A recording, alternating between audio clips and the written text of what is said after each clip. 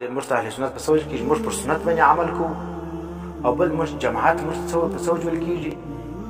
چې موږ د صحابو جماعت چې کوم عمل کړي بس هغه موږ کوو.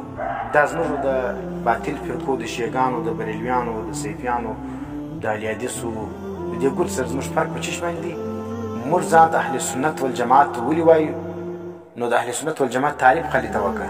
هر یو وایي زه اهل سنت یم، بریلویان وایي موږ هم اهل سنت یو، دا صیفیان هم وایي موږ اهل سنت یو، اهل حدیث هم وایي موږ اهل سنت یو. ورته د اهل سنت تعریف وکړه، ته پر تا برابر دی که نه دی برابر؟ ته پر اهل سنت پر تعریف باندې ته برابر یې که نه؟ اهل سنت څه ته وایي؟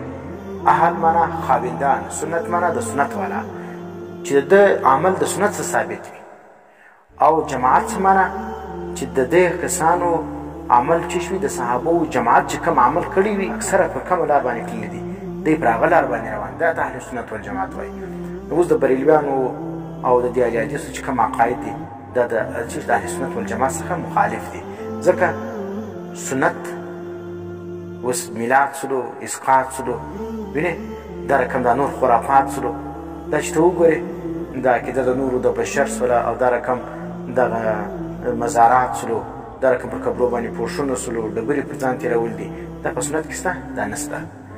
او اجماع دغه د صحابو اکثریت پر کومه خوا تللي دي هغه کې هم دا شیان نه دي موجوده. نو ځکه هغه بریلیان چې کوم دا هم اهل سنت نه دي، ځکه دا بدعات په دې کې داخل دي، د سنت څخه د دې چې دي لیرې دي، او د صحابو چې کوم عمل دي د هغو څخه هم دی لیرې دي. نو ځکه نه بریلویان اهل سنت دي، او نه چې کوم دي هغه دغه اهل حدیث غیر مقلدین دا هم چې نه دي دا اهل سنت نه دي. ځکه صحابو چې کوم دي هغه 20 رکعات تراویح کولې، او دغه چې کوم دي دا اهل حدیث والا څوک 8 رکعاته کوي. 8 رکعات خو تراویح نه ویل کېږي، دا خو تهجد ویل کېږي. د تهجد ته چې شوی د تراویح نوم یې ورکړی دي. نو دا چې شروع ما ورته د مردیر ته ویل ګوره ویلي ما ورد به ظاهر السنه، معتزله او د اهل سنت سره اختلاف، د اهل سنت والجماعت سره اختلاف کړی دي. ګوره چې ظاهر سنت په کوم څه باندې راغلی د هغه خلاف دی کوي، او بل به یې څه کول؟ وجرى علیه جماعت الصحابه، او دا رقم چې پر کوم شي باندې به جماعت د صحابو عمل کړی و دی به د هغه خلاف کوي.